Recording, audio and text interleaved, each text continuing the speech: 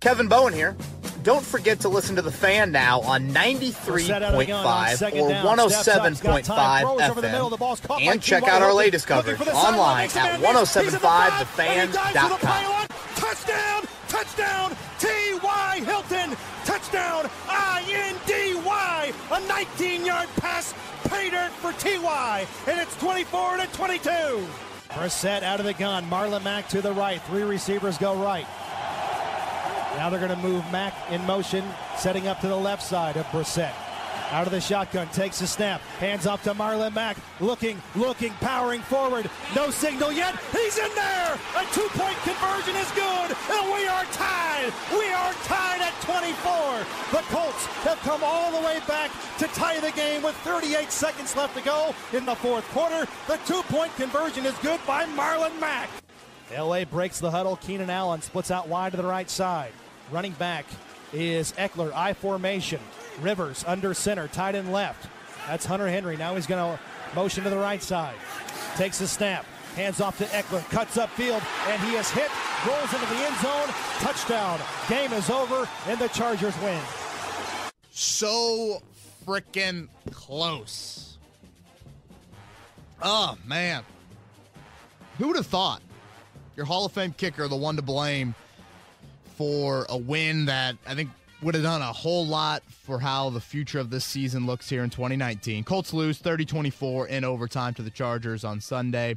Austin Eckler there with the game-winning score in OT, and Adam Vinatieri is the one to blame for the 6th straight season opening loss for the Indianapolis Colts. Joey Molinaro singing the blues on this Monday morning after his performance from the Steelers on Sunday night. So sorry to you, and sorry to a lot of listeners out there. It's all right. Knew it was going to be that way going into it. Kind of had to mark it up 0-1. But, yeah, I'm learning. I think we're all learning pretty quickly that nowadays you really can't know what to expect from the Colts on any front. No, you can't take anything for granted. If you'd have told me 3 weeks ago, yeah, Andrew Luck's going to retire, and Adam Vinatieri's going to look like you kicking a football in week 1, I would have said that you were an idiot, man. You would have been right.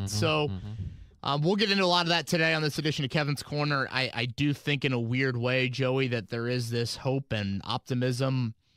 You know, it's kind of odd. The Colts never led in that game. They didn't cover. It was a push, I think, was the final line. I think it was 6.5. What was it? Was it 6.5? That's what I got.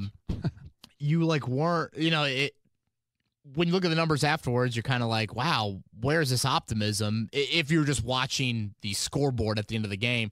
But when you dive deeper into it, the biggest question mark you had played very well for you in Jacoby Brissett. And I guess that might be the most disappointing part of it for fans. It's that the guy you had a lot of concerns about or just unknown about, he delivered. He played winning football for you, and the rest of the team couldn't.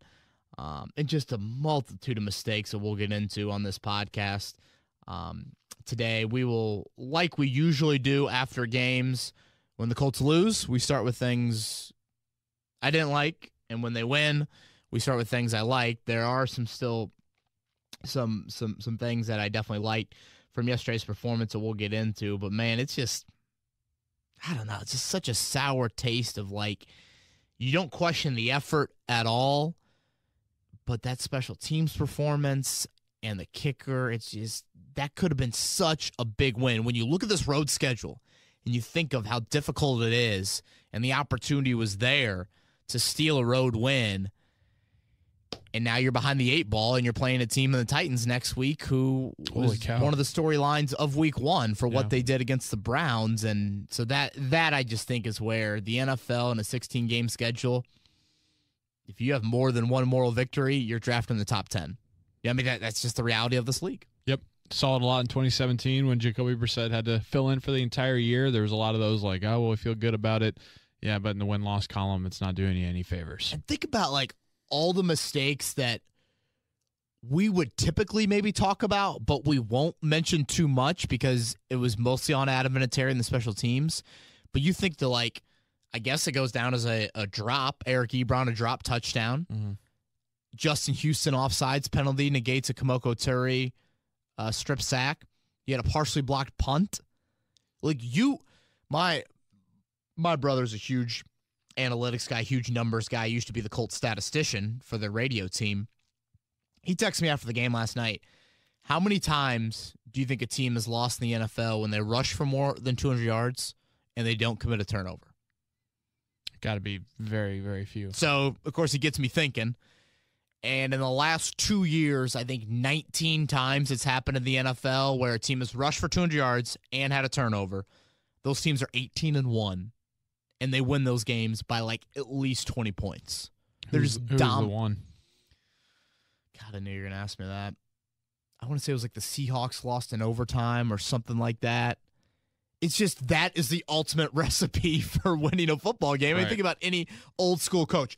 Run the football, protect the rock. If we do that, we're going to win. The Colts did that yesterday, and they come away with a loss. And I think that's the excruciating part of, all right, you're resilient to come back from 15 points down. Now can you be very resilient, go on the road, and win a critical divisional game? Well, other football coaches do say that, but they also say, hey, it's a three-part game. It's a three-phase game, and the special teams for the Colts yesterday was tough. Let's start with the things you didn't like.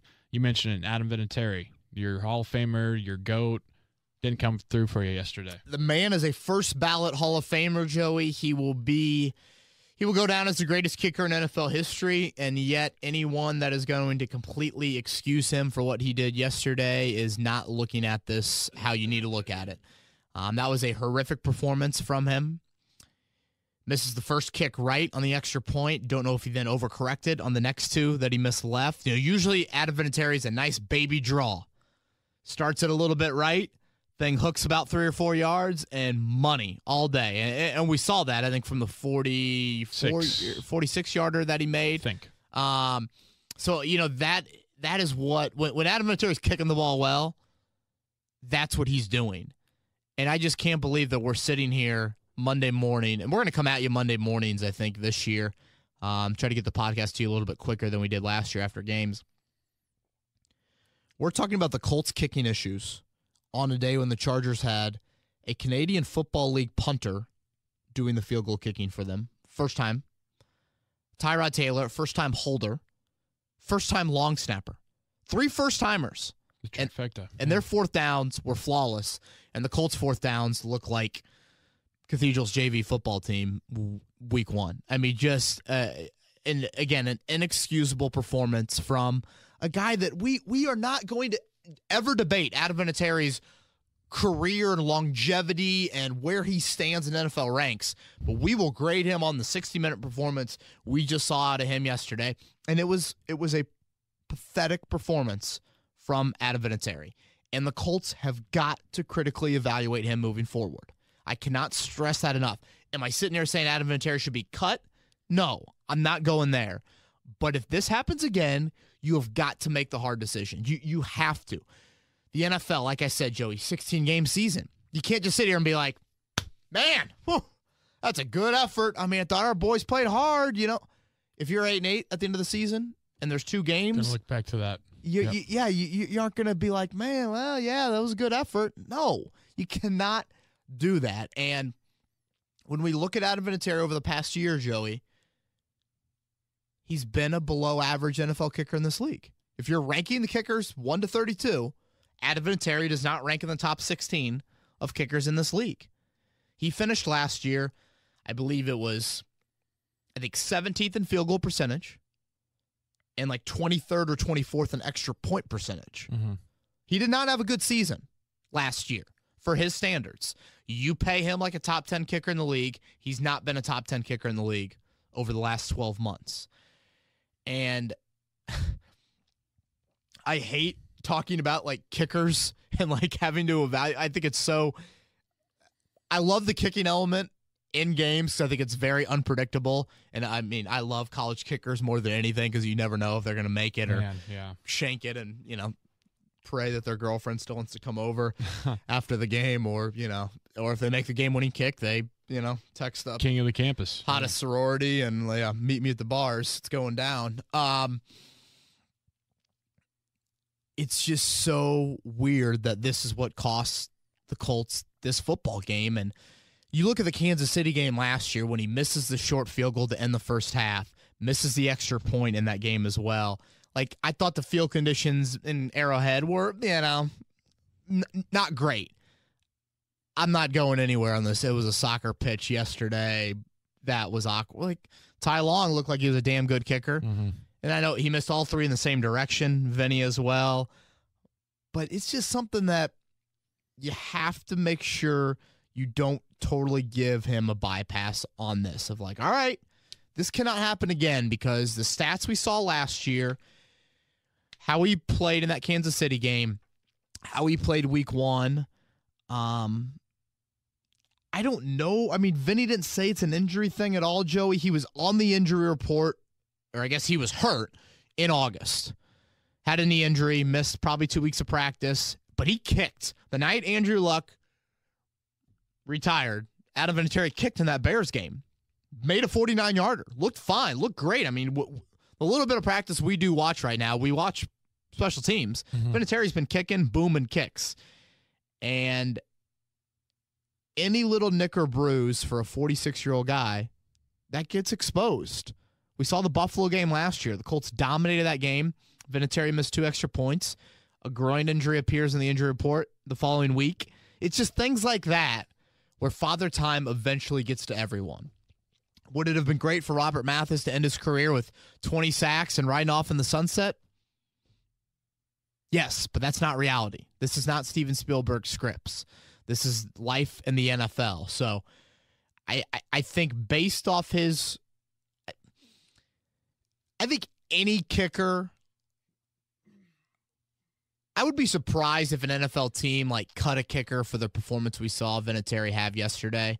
I think that's a bit drastic, especially given that he was decent last year. He was okay last year. It's not like this is the Chicago Bears or some crazy situation. But if something develops again, you have to look into it. And it's sad to say, but that's the reality of playing football in the NFL. Well, believe it or not, there were other special teams issues. Of course, everybody knows who was watching the game that didn't involve Adam Vinatieri. What was going on with that? Yeah, just a dumpster fire on special teams. I think I count 14 points, Joey. Yeah, I count 14 points that I blame on the special teams. 7 for the Vinatieri kicks. Then Danico Autry's penalty takes 3 points off the board for the Chargers. Automatic first down. They get 7 points. And then the partially blocked punt. 20-yard punt, set up the Chargers in great field position. They get a field goal out of that drive. So just, a horrific performance from a unit that we're used to them being so solid here in Indianapolis.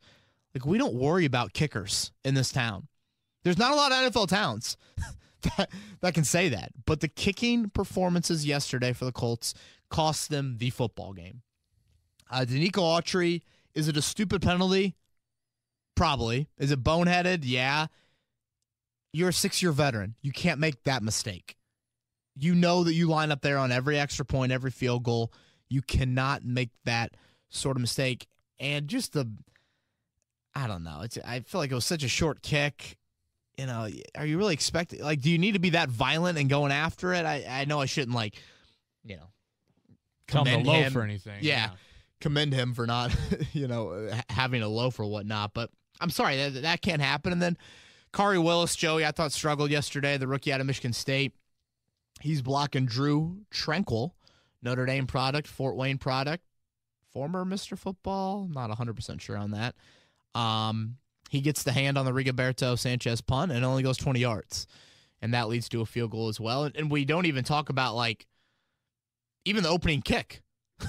It was a 40-yard return, I think, which is so rare to see in today's NFL. And the Chargers didn't get any points out of that.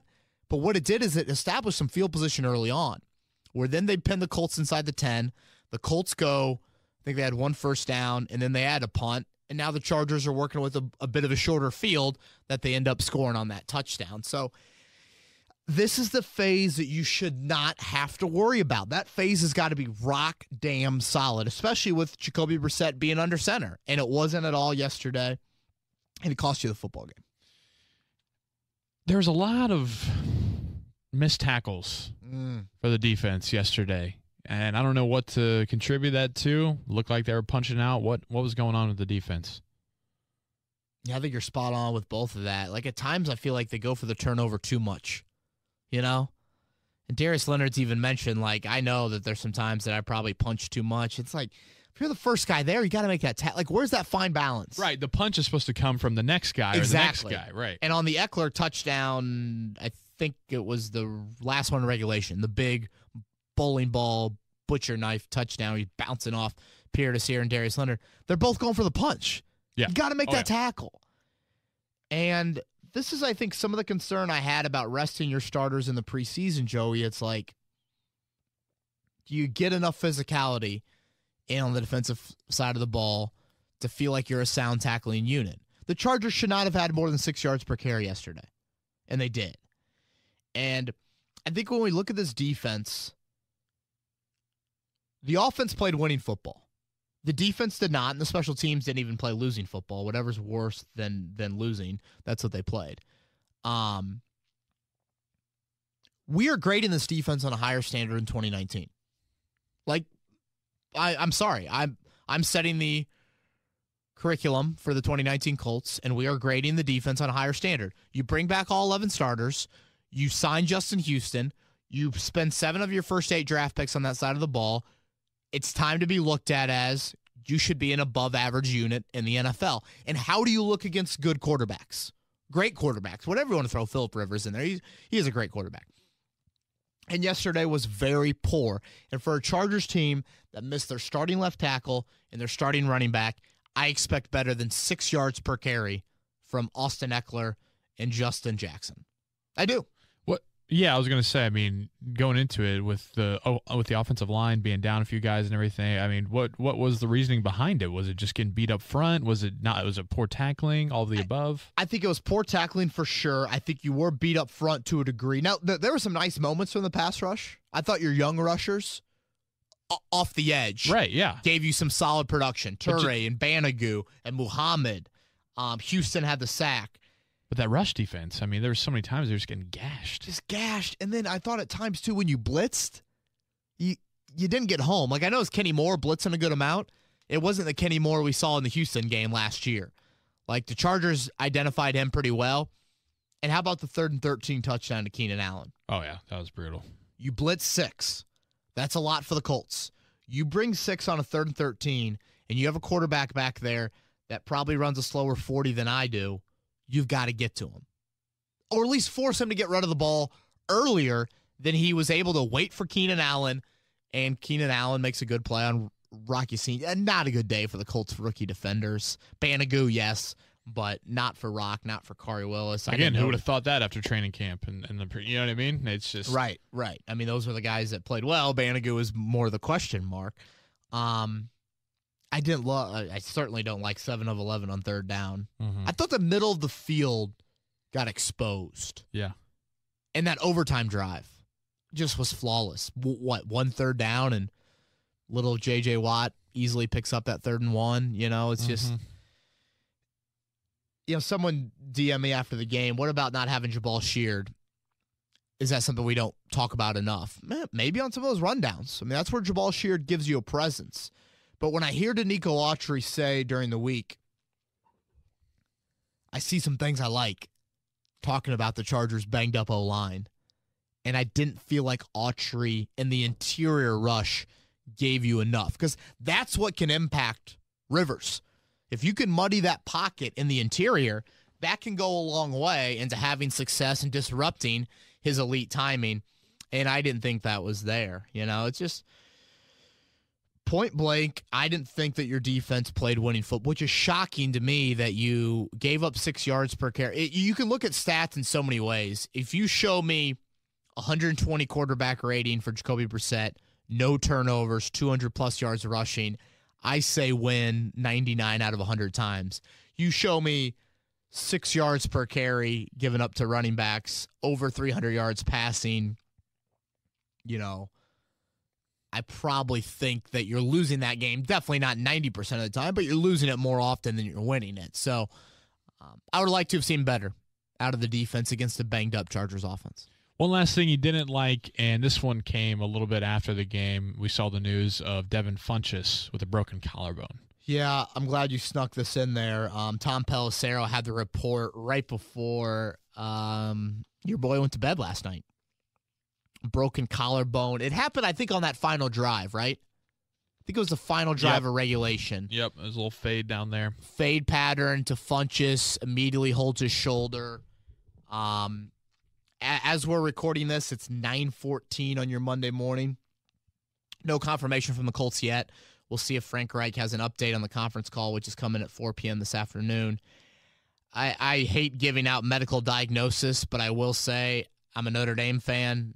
They've had 2 guys suffer broken collarbones so far, and I feel like the diagnosis there is kind of like a 4 to 6, potentially 4 to 8 week sort of thing. I know it's wide, but like they've got a tight end that's more of like a 4-weeker, and then they've got a receiver that's banged up right now that I think's more of like a 6-weeker. So right in there. I broke my collarbone, Kevin, and it was about 6 to 8 weeks. There you go. So there's our firsthand source, Joey Molinaro, on that. It's certainly notable. I mean, Devin Funchess, I thought Jacoby Brissett looked to him in some critical moments yesterday. A 4th down. Yep. I thought it was interesting that the Colts went with the whole, with Funchess a lot of times, the 3-by-1 set, where you have this trips to the right, and you even doing some misdirection to make sure that Funchess is in man coverage on the weak side of the formation. And simply, this is Frank Reich saying, Devin Funchess, I brought you here for a reason. You're 6'4", 225. You go win against man coverage, and that's why you are here. So clearly, there is some trust that the Colts have in Devin Funchess that you're going to have to find a replacement for. Listeners of this podcast know full well I'm very high on Deon Cain. I liked what Deon Cain showed yesterday. I'd like to see more snaps now from Deon Cain. Let me pull up those wideout snap counts from yesterday. I was going to say, I know we're going to get a bunch of questions about who's going to, exactly what you're talking about, replacement, Funchess, who's it going to be? Yeah. So Hilton played 56 of 63, Joey. Funchess played 36. Zach Pascal played 23. That is a lot. Man, I must have missed something then, because I don't even really remember seeing him out there. Yeah, I mean, he's their best run blocking wide out. Yeah. So maybe in that third quarter he played a lot. Paris Campbell, 18 snaps. Deon Cain, 11. Chester Rogers, the Gooser, 0 offensive snaps for Chester Rogers. Wow. Paris Campbell had 2 touches, Joey. I don't like that. That number's got to go up. I mean, I know you pounded it. You only threw it 27 times. But I would have liked to have seen just a little bit more of kind of like, all right, Paris Campbell, here's 3 or 4 touches, et cetera. Deon Cain's going to have to play a lot more. And who knows? I mean, do you bring back Krishan Hogan? I don't know. You can get by with, I think, just dressing 5 wideouts, but maybe you want a little bit of a bigger body. You have 2 wideouts on your practice squad. Chad Williams is a former 3rd-round pick, actually, that's on your practice squad, who I think is like 6'2". So maybe you go that route, but it is a notable loss. I don't think it's like a crippling loss because you have tight ends you can rely on, and I really like Deon Cain. But now just more of an onus, I think, goes on his shoulders. Well, believe it or not, there was things that you liked, and there was a lot of positives to take away. I think you talked about it in the intro, even in a 30-24 loss, and you can't really start anywhere but with Jacoby Brissett. Is outstanding too big of a compliment? I wouldn't be upset with that. And I say that not based off just like how Jacoby Brissett played the game of football yesterday, but I say that more so in just how chaotic of a 2-week period that guy has had. You know, a lot of guys would have gone down there and pissed down their leg, and yeah, maybe the first pass was a little bit shaky that could have been picked off, but I thought after that, man, he was in rhythm. He was efficient. He spread the ball around. Frank Reich admitted after the game, we wanted to dink and dunk it a little bit, but dink and dunking is something Brissett hasn't done a great job of in, the few times we've ever seen him in a game setting. But I thought He executed the passing game really well. If we're going to nitpick, yes, you got to see more of a vertical passing game at some point. I thought the play action could have shown up there in the second half once the run game really got going. For sure. But I just like the poise. I think 8 guys caught a ball. Jacoby Brissett played winning football for you. Did a nice job, I think, of evading the rush a couple of times as well and making some plays. And I thought he handled things really well, especially on that final drive where you get the ball with 8 minutes. You ran it 11 times on that final drive. And when he needed to pass it, boom, he finds Hilton. Hilton makes a play with the ball in his hands. The 4th down play to Devin Funchess. Great ball placement on that. Just solid from Jacoby Brissett yesterday. And I think, again, that's what gives fans hope moving forward. It's if Jacoby Brissett can repeat those performances or improve on them and find more of a vertical passing game to get thrown into the mix, Jacoby Brissett played like a top 20 quarterback yesterday. I think that, and I was skeptical might be too harsh, but I wanted to see it out of Jacoby Brissett, and he showed me something yesterday. I thought the ball he delivered to Eric Ebron in the end zone, it's a big league throw. Oh, yeah. That's a 3rd down red zone throw. And those are the moments that we're talking about of, all right, look at how Phillip Rivers threw the football in overtime. That was flawless.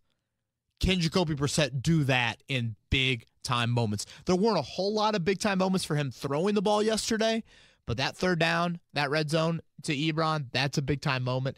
He delivers a strike, and I guess we haven't really talked about that play much. What'd you think? When they called it incomplete. Couldn't tell live at all. No, but when they called it incomplete, I'm thinking they're not overturning it. And I was thankful that Gene Steratore, they went to him, and he explained it, that it's not a catch. You got to have, 2 feet, I believe, down in the end zone, which, again, to me, it's we can debate NFL rules for catches and all of that. Like, I'm not debating that. Like, that to me is, I have no idea what a catch is anymore in the NFL, but it sounded like from the letter of the law it was the right call based off what Steratore was saying. And, maybe it's too harsh, but Eric Ebron's got to hold on to that. No, I think that's totally fair. You couldn't tell live, like you said, but, I mean, when it's moving around like that and you're rolling out of bounds, tough.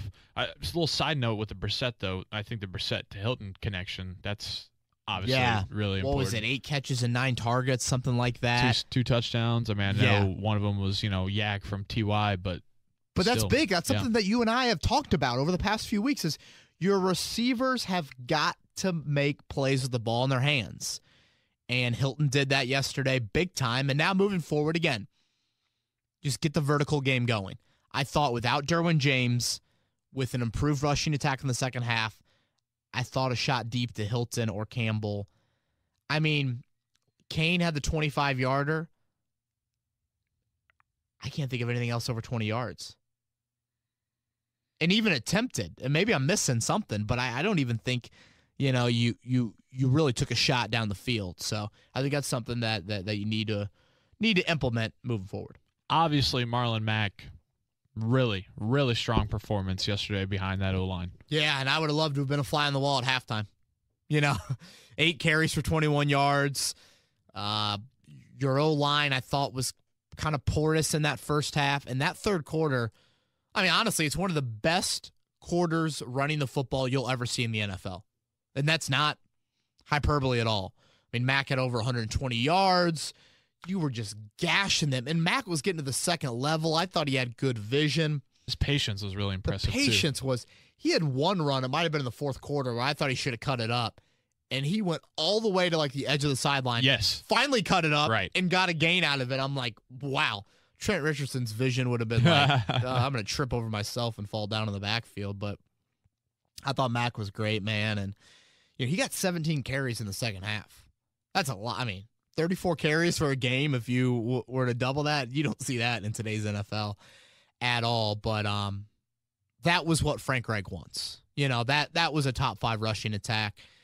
Career day for Marlon Mack. Again, got to the second level a lot of times without a whole lot of resistance there in the second half. And I tweeted out around the 2-minute warning of like, well, you might need to see a bit of a sense of urgency here from this offense at some point because they stayed with that run that entire drive. Now, T.Y. Hilton, did it on his own, but if Hilton gets tackled in bounds there, you would have had to, I think, sped up eventually. For sure. But you stuck with that run for like 11 of the 15-play drive on that touchdown drive there to end it. So the run game needed a wake-up call in the second half. Marlon, Mack, and the O-line delivered. And I like the play call on the 2-point conversion, Joey. Just stick it right to him. Stick it right to him. No silliness, no gadgets, just go. No, that's a play that high school teams run a lot on Friday nights. And if you're Frank Reich, you're thinking, just had a 15-play drive. They're tired. It's hot. Quentin Nelson, Ryan Kelly, Mark Glowinski. Give some surge. Eat is exactly right. And Marlon Mack put his head down. And got in there. And that's what you want to see. That's what you need to see. That's what you need to help out your starting quarterback. And the run game delivered for you. Yes, the first half you like to see a little bit more consistency, but all in all, good day for the run game. The defense, the tackling on defense was an issue, but when you look at the play that Malik Hooker made and the explosiveness and the pass rush ability from the young guys on the edge, really good stuff. Let's start with Hooker, Joey. Wow. I mean, wow. Phillip Rivers was in awe after the game. Rivers had a great quote, which I know that this market hates Rivers. I love his fieriness. I do. I just think it. And Frank Reich loves it. Reich was talking this week. It was Reich, obviously coached in San Diego.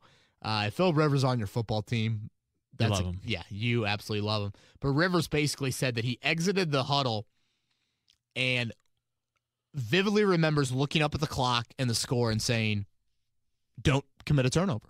Like a field goal, it might not win the game, but it improves your odds of winning that football. It was an 8-point football game at the time. Kick a field goal, you're up 2 scores, and you're really forcing the Colts to move quickly through the air at that point. And he says he saw Hooker. It's not like he didn't see Hooker. He just didn't think Hooker was going to get there. He firmly believed that Keenan Allen would make the catch and have to absorb a hit. That's what he thought was going to happen. And Hooker's range there. That's why you take him 15th overall. Dare I say Ed Reed-esque? Throw It's it back one time for Joey. Chuck Pagano? It's dangerous. Somewhere Chuck Pagano is smiling, breaking down film of the Bears win or the Bears loss in week 1, hearing that comment. But that's Ed Reed-like. It is. And just the fluidness to flash the paw and almost like palm the football. I mean, that's on any highlight reel, NFL highlight reel for the entire 2019 season. And see, this is where I'm on both sides of it for me, Joey. I want Malik Hooker around the ball more.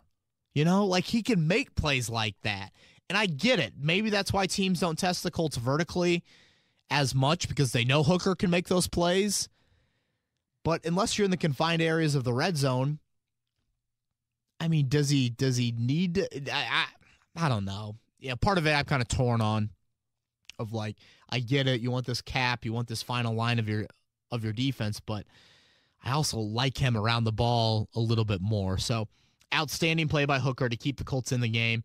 And then, as you mentioned, I thought the young rusher showed up, which I've talked about on this podcast before. Toure and Banagoo, and let's throw Al-Qadim Muhammad in there as well.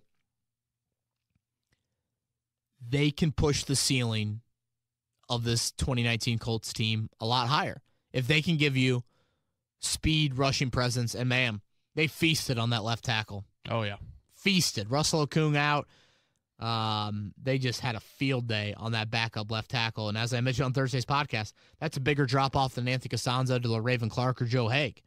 The Chargers are sorely missing Russell Okung. And, I thought, Joey, we didn't know what the third down rush package was going to look like. And I like to see Justin Houston in the interior with Danico Autry, and then they had Toure and Banagoo on the field to give you that speed presence. So 4 sacks. The blitz needs to get home a little bit more, but all in all, good individual day for those young rushers. All right, you want to hop into some Twitter questions? Twitter time. All right, KB. Well, obviously there's going to be a bunch of Vinatieri questions after the performance from yesterday. You hit on that plenty, it seems, in the opener. Anything else you want to add? Just critically evaluate. If it happens again, you're going to have to make a really, really tough decision. All right, we'll start with our guy, Daryl. He bleeds Colts Blue Smith. He says, after watching Jacoby play yesterday, does your win-loss go up for the Colts? I believe we're an 11-5 team. Oh, wow. Jeez. Daryl does bleed blue. I probably stick with 8-8. You know, it's just I think there's reason for optimism, certainly moving forward. It's hard. I try not to like overreact too much to just one game. I know it's the only game we can evaluate, so you have to kind of look at it to some degree, but I try not to all of a sudden fluctuate big win totals one way or the other. Like, are the Ravens a Super Bowl team? Right. Are the Titans a Super Bowl team? Like, I don't. September's kind of a crapshoot in the NFL. Yeah, seems like every year the Patriots struggle. Then last night. Well, that's what I'm trying to tell myself to get over last night, but that's neither here nor there. But we see it every year. The Saints struggled, out of the gate. Yeah. Last year, so. And the Bengals with the Colts last year, and then they went on to be like 4-12 or whatever. Exactly. So. Yeah, I'm going to stick with 8-8. Do I think maybe there's a better chance at 9-7? Sure, I guess I could go there. But I'm not going to. No, I would not bump it up to 11-5. All right, from Robbie, should we be concerned about how many chunk plays the Chargers were able to get against the defense? I think so. Yeah. That was a big key coming into the game, especially that tackling. It just. The running backs average 6 yards per carry. I mean, Austin Eckler and Justin Jackson, like. That is worrisome. It's like, all right, this defense has got to take the next step, and they did not look like that at all yesterday. From Clayton, young pass rushers looked great yesterday. Toure and Banagoo really flashed. Did we find out why Tyquan Lewis was inactive? I feel like he really could have added with the interior rush. Yeah, that's a good question, something that we'll ask about this week. They had Jihad Ward active over him. Ward had some sacks last year when he was healthy, so I don't know if they want to get Ward more snaps or more. They felt like he could give you more of a pass rushing interior, but that's a healthy scratch. Make no mistake about it, Tyquan Lewis. He's been healthy now for 2 or 3 weeks, and they had to have one defensive tackle on the inactive list. So I was a little bit surprised it was Ward, but yeah, that's something to check on later in the week. Sam asks, who benefits more from the Funchess injury, Kane or Ebron? Oh, that's a good one. Probably Kane, but I do think, maybe you do use a little bit more 2 tight end stuff, but I'm sorry, Joe. I mean, Joey, I'm kind of ready to unleash Deion Kane, Take him out of the cage at the zoo and put that key down the drain. Like, that's something where I think Deion Kane's got to go now, and I think he's ready to go. I think you want to see it and you need to see it. Yeah. And now you're a bit backed into a corner, so yeah. I'm ready to see Deion Kane become this number 2 wideout. Tom Gambrell wants to know, do we finally have a pass rush? I'm not going to go just there yet. Again, no left tackle, statue quarterback. 4 sacks is nice. I would like to have seen the blitz get home. So yeah, pass rush was I'd say better than decent. But I don't think we look at the Chargers as some vaunted team that don't get sacked a whole lot. I'd like to see a little bit more out of the interior from that pass rush group. But again, those young rushers, you like to see what they showed. And I thought Justin Houston had a couple big rushes as well. And I guess it could have been a 5th sack if Houston isn't offsides on the Kamoko Terry strip sack. That's another one. We aren't even talking about those plays. From David Thrush, how would you rate the performance of the rookies? He said it's more of an article idea. What were the snap counts for them? Very meh on the rookies. Yeah. Campbell, 1 carry for 1 yard, 1 catch for 7 yards, or maybe it was the other way around. I think it was. I think it was 1 carry for 7. Reverse. One catch for a yard. Banagoo, I thought was good. EJ Speed wasn't active. I guess he just can't help you out on special teams right now. That would be my guess there. But again, for this season to end in a God, I almost said Super Bowl. For this season to end in a playoff team, your rookies have got to be impactful. From JR, what is your assessment of the secondary, and do you think yesterday's performance might be a concern for the Colts this season? I thought that was a struggling performance from the secondary. Rock Yassin, Joey, Quincy Wilson had the penalty, Pierre to Sears tackling. I didn't like what I saw from the secondary. Was it Willis that bit on the play fake? I think one time when he got in the game, a deep crosser to Keenan Allen, or maybe it was Mike Williams. God, Mike Williams got hurt in that game too. Yeah, 3 points on it for me. But hopefully he's all right. But yeah, it was. It seemed like the Chargers had a ton of injuries yesterday. I feel like a lot of in-game injury. Like Ingram got hurt. Oh yeah, Squires got hurt. Quentin Nelson blew up Ingram. Did you see that? He spun right into him. That was the fourth downer. Yeah. Oh, nice. Secondary though, Joey, I would like to have seen better, especially when you have 4 sacks. You feel like that your secondary should have played better. I know Philip Rivers is a great quarterback, but I didn't see the improvement that I thought could be there from the secondary. You're right, though. It seems like each one of them had their own different kind of kryptonite yesterday. That was all of them. I don't, I guess Hooker may be the only one, but even, could he have gotten to Keenan Allen on the 3rd and 13 quicker than he did when Rock Yassin? Right. I feel like Keenan, he's a stud, but man, he was wide open a lot. Oh, yeah. In an overtime, like that drive was just too easy with Allen and Henry doing the vast majority of the work early on. From official YOLO swag, why can't we run screens and get productive yards off of them consistently? Because I've seen a lot of this last year, and there's no improvement. Chargers tore the Colts up on screens. Eckler had some big plays in the screen game. That was a problem last year. I thought the Colts improved in their wideout screens late in the season, but just there's a timing mechanism to it that I feel like is not there. I think what also hurts the Colts is Marlon Mack isn't involved in the pass game. So when Hines is in the game, there's probably a chance that you're throwing it. I don't think Mack had a catch yesterday or a target. So it's like you're a little bit predictable when Hines is in the game, whereas the Chargers yesterday, right. Eckler or Jackson, they're a little bit less predictable. So I think that's something that might need to change going forward. From Travis, will Funchess likely go on IR? How could this affect us, and who fills his shoes? It's a great question, Travis. I hate to be too kind of skeptical on that right now. Part of me, Joey, thinks if he's only going to be out, let's say, a month and a half, you wouldn't put him on IR. Like, from an injury standpoint, you can get by right now. Because if you put him on IR, they got to miss at least 8 weeks. Right. So I think that's something that I would probably lean towards no. You don't have a lot of injury issues right now. But that'll be something that is a question for Frank Reich later today. Matthew wants to know, when will the curse of 1-year deal wide receivers of either getting hurt or being really bad end? It's been a rough go the past 3 so far. Rough go, man. Homeboy Ryan Grant out in Oakland now. It's getting to be like the Cleveland quarterback jersey. Yeah. Like you could just make a Colts wide receiver one and just Aiken, Grant.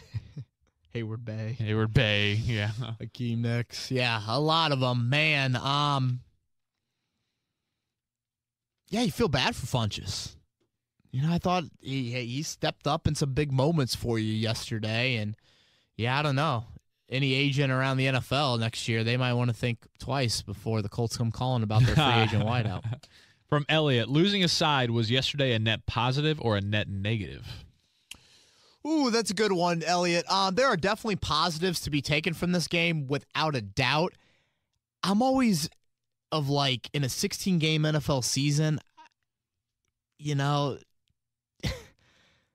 maybe you get one moral victory. Maybe. But this team in general, I don't think there's a lot of room for error. So it's kind of like, that's a great opportunity on the road to steal one. Is Jacoby Brissett going to play like that every game this season? Is the rushing game going to give you over 200 yards? Are you not going to turn the ball over? All of those things. Yeah, I think there are a ton of positives to take from this game moving forward. A lot of it probably depends on what your expectations were for this season. For the crew that thought 10 or 11 wins, that was a game that you could have stolen yesterday and I think gotten there. Now what you've done, which, I expected the Colts to lose this game. I think a decent amount of people did. I think it's something to where you look at the schedule, you'd probably put at Chargers as one of your 5 or 6 toughest games you'll have all year, even with how many injuries LA had yesterday. But what it does, again, is it's tighten the margin for error, because now you're going down to Tennessee. Boy, you really feel like you need that one. Yes, home games against the Falcons and Raiders look winnable, but you're just putting more pressure on those games. From Hunter Spencer, are we going to target Campbell more often? Yes, I think you need to. I think you have to. And I think Frank Reich really was just, hey, this run game's working. I'm sticking with it. I don't care what anybody says. And it worked, definitely. But I think for this offense needs more chunks. And I think Frank Reich will tell you that. Paris Campbell can give you that. But it was interesting seeing Paris Campbell kick return. Yeah. It was very clear to me, I think, that Paris Campbell, you could tell, okay, he's catching up to speed. As fast as he is, he's catching up to the NFL speed in his first game. Yeah. He didn't seem like he was just unleashed. I think that's fair to say. And it's interesting, Joey, no snaps for Chester Rogers. Yeah.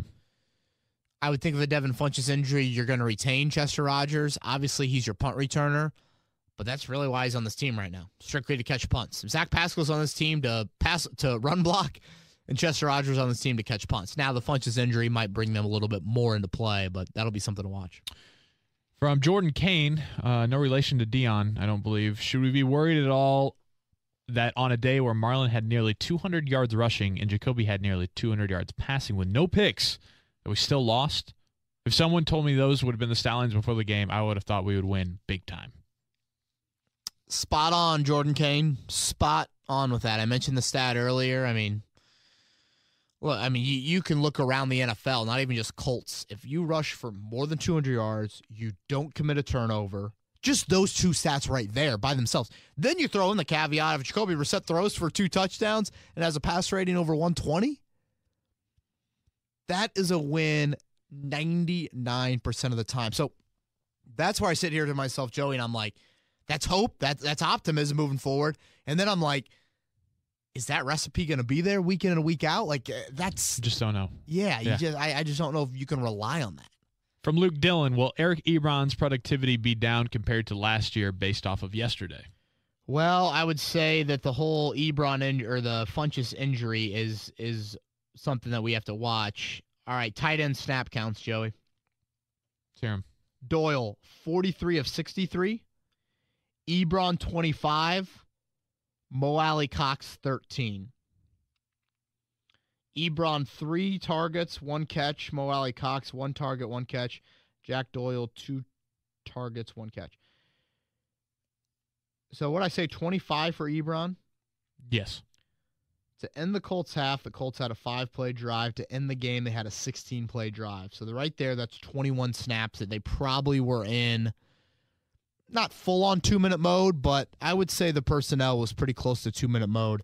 I'd be very interested to know how many of those snaps Eric Ebron played. I'm assuming it was a lot. I just think this is how Frank Reich's going to roll. Like, Jack Doyle and Mo Alley Cox give you a versatile presence in the blocking game. And yep.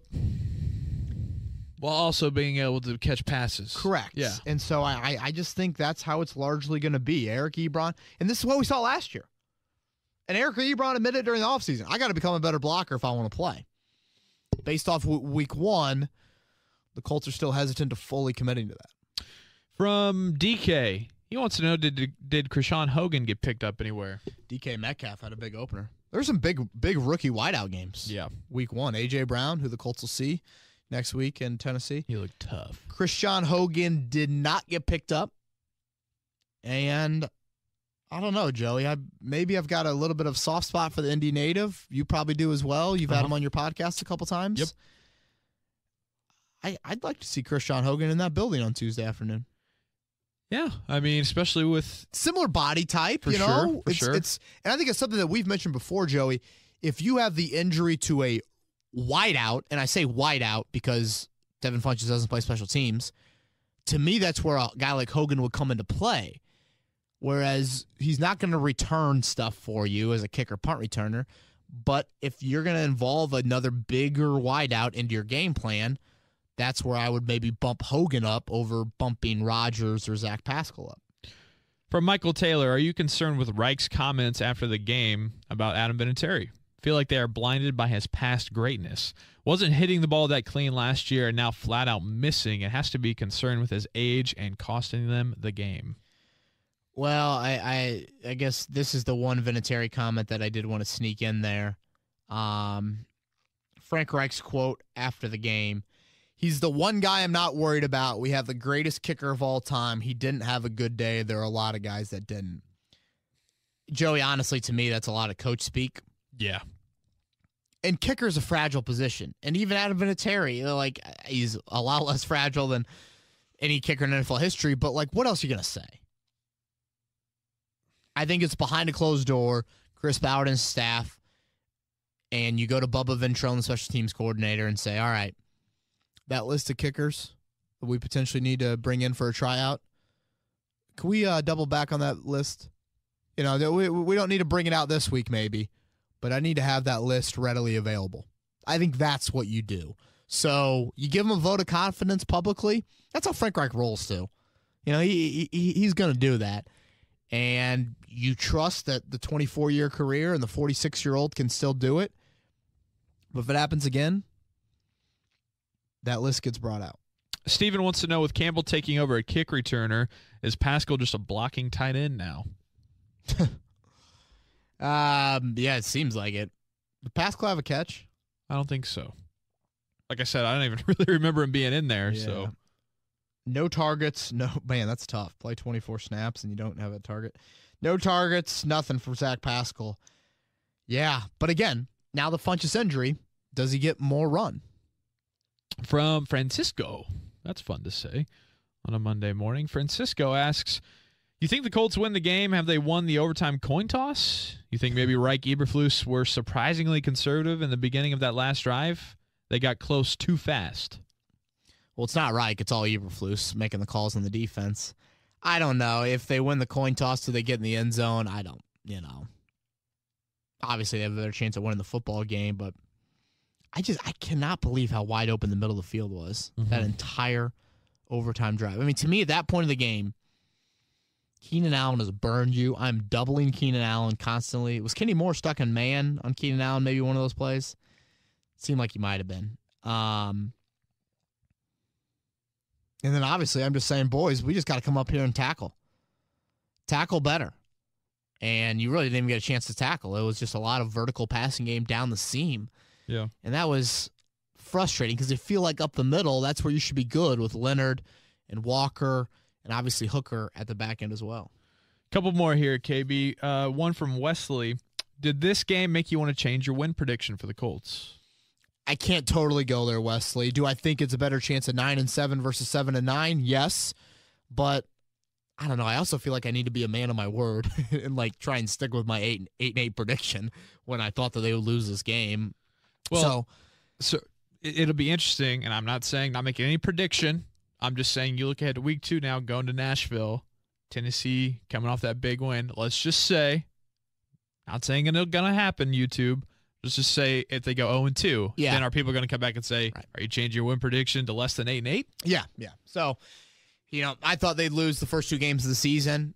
There are encouraging moments from week 1 that make me think, okay, this is a team that could really make some noise late in the season. But I'm not gonna go there. I'm not. Sorry, Wesley. All right, last one I got here from our guy Ross Hansen. Should we be highly concerned to face the Titans next week, or are the Browns just worse than expected?